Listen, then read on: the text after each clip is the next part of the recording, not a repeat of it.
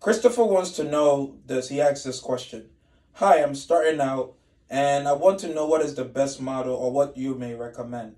Should I do W-2 staff or subcontractors? I'm not sure. What do you suggest? Well, Christopher, that's a very good question. I will answer it this way. You have to remember that when you're starting out, cash flow sometimes is very difficult. You don't have enough money to pay your staff every 2 weeks. So some clients may want to pay at the end of the month. That makes things a bit dicey and a bit difficult when you want to consistently pay. With that in mind, I will suggest subcontracting when you're starting out because that allows the subcontractor to do the work and you have an arrangement with them and say, hey, when I get paid, you get paid, or at the end of the month, you pay. That works a lot, and it has worked for me since I got started because I did both. Eventually went to subcontracting.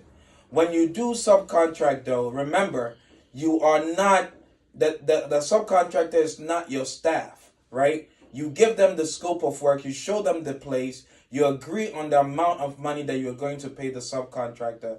What you do is you manage the subcontractor.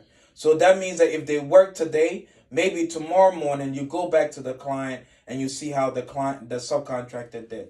That is what I would suggest. Go the subcontractor route. Make sure they have liability insurance and workman's comp. I hope this was helpful. See you around.